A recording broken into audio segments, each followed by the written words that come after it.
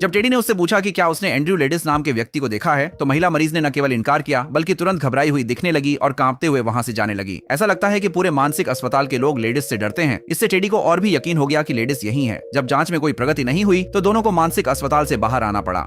Teddy ने चक से कहा कि उसे शक है कि रेचल और रेडिस को जरूर सी जोन में बंद किया गया है, लेकिन चक ने जानबूझकर बात को टाल दिया और पूछा कि उस महिला मरीज ने नोटबुक में क्या लिखा था। टेडी पहले उसे बताना नहीं चाहता था, लेकिन कई बार सोचने के बाद उसने नोटबुक निकाल ली। नोटबुक में बड़े अक्षरों में लिखा था, जल्दी भागो। महिला मरीज ने टेडी को जल्दी भागने के लिए क्यों कहा, इसके पीछे क्या राज है?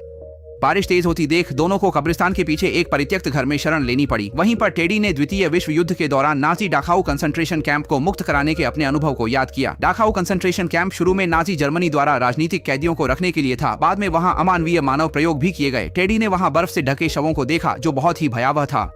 फिर रेचल और रेडिस के रहस्यमय गायब होने को देखते हुए टेडी को शक है कि इसी क्षेत्र में भी किसी प्रकार का मानव प्रयोग हो रहा है, इसलिए उसे सच का पता लगाना ही होगा। दोनों बात कर ही रहे थे कि अचानक तेज हवा ने दरवाजा खोल दिया। वार्डन उन्हें वापस ले जाने आया था क्योंकि तूफान आने वाला है। समुद्र का पानी बढ़ सकता है और सी क्षेत्र को डुबो सकता है। तूफान के दौरान अगर बिजली चली जाती है तो जेल के दरवाजे अपने आप खुल जाएंगे और परिणाम भयानक होंगे। इस समय टेडी को पता चला कि सी क्षेत्र में 24 गंभीर रोगी बंद हैं, जबकि ए क्षेत्र और बी क्षेत्र में 42 सामान्य रोगी बंद हैं। जब टेडी ने 24 और 42 सुना तो उसे अचानक एहसास हुआ कि 24 और 42 का योग 66 होता है, यानी एबीसी क्षेत्र में कुल मिलाकर 66 रोगी बंद हैं। तो रैचेल की पर्ची पर लिखा 67वां कौन है, शायद समझ में आता है।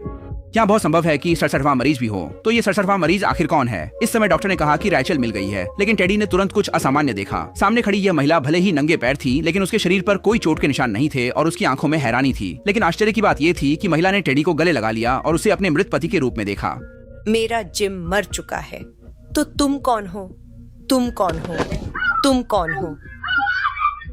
इस समय सामने की महिला को देखकर टेडी पसीने से तर हो गया, लेकिन जैसे ही वह डॉक्टर कॉली के कार्यालय में वापस आया, टेडी को सिर में भयंकर दर्द महसूस हुआ, जैसे उसका सिर फटने वाला हो। पता नहीं क्या वह महिला उसे उत्तेजित कर गई थी। डॉक्टर कॉली ने तुरंत कुछ दवाइयां निकाली, लेकिन टेडी को लगा कि इन दवाइयों में जरूर कुछ गड़बड़ है। वह मना करना चाहता था, लेकिन सिर का दर्द इतना ज्यादा था कि उसने दवाइयां खा ली। दवा लेने के बाद टेडी को बेसमेंट में आराम करने के लिए ले जाया गया। बिजली की गड़गड़ाहट के साथ वह जल्दी ही सपनों में खो गया। सपने का पहला दृश्य था कि वह फिर से डाखाऊ कंसंट्रेशन कैंप में था, जहां हर जगह लाशों के ढेर लगे थे। दूसरा दृश्य था काउली डॉक्टर के घर में, जहां उसने अपनी पत्नी के हत्यारे रेडिस को देखा। लेकिन अचानक दृश्य बदल गया और वह उसके साथ ही चक में बदल गया। इसके बाद एक जोरदार चीख सुनाई दी। वह अचानक पीछे मुड़ा और उसने फिर से खून से लथपथ रैचेल को देखा। उसके पैरों के नीचे उसके द्वारा मारे गए 3 बच्चे थे। इतना भयानक दृश्य देखकर टेडी अचानक जाग गया। आसपास के लोग अभी भी गहरी नींद में थे। तभी दरवाजे से एक मछली की खाल ओढ़े व्यक्ति अंदर आया, जो उसकी मृत पत्नी थी। पत्नी ने उसे बताया कि लेडीज यही है, उसे जरूर ढूंढना होगा। इसके बाद टेडी फिर से जाग गया। यह एक सपना के भीतर सपना था। टेडी ने बाहर अलार्म की आवाज सुनी। इस समय तूफान गुजर चुका था। मानसिक अस्पताल में अफरा तफरी मची हुई थी। हर जगह तूफान से टूटे पेड़ की शाखाएं थीं। चारों ओर भागते हुए मरीज थे और बिजली की तारें भी टूट गई थीं। टेडी को तुरंत एहसास हुआ कि इसका मतलब है कि इलेक्ट्रिक बार्ड और इलेक्ट्रिक गेट दोनों ही काम नहीं कर रहे हैं। यह सी क्षेत्र में घुसने का अच्छा मौका है। सफेद काम के कपड़ों की आड़ में वे सफलतापूर्वक सी क्षेत्र में प्रवेश कर गए। सी क्षेत्र की गलियारे भयानक और डरावने थे। हर जगह पानी टपक रहा था और मरीजों की दर्दनाक चीखें जैसे नरक का दृश्य प्रस्तुत कर रही थीं। धुंधली रोशनी में टेडी ने आखिरकार एक कोठरी में एक व्यक्ति को पाया जो लेडीज जैसा दिखता था। लेकिन जब वह व्यक्ति खड़ा हुआ तो वह उसका दोस्त नॉइस निकला। नॉइस को डेडम जेल में सजा काटनी चाहिए थी, लेकिन ब्लैक रॉक की सच्चाई उजागर करने के कारण उसे यहाँ बंद कर दिया गया और बुरी तरह पीटा गया। लेकिन नॉइस ने उसे बताया, तुम कुछ भी जांच नहीं कर रहे हो, तुम भूल भुलैया में फंसे एक चूहे हो। इन बातों पर टेडी को बिल्कुल भी विश्वास नहीं हुआ। हालांकि जब उसने फिर से एक माचिस जलाई तो नॉइस तुरंत जैसे बदल गया।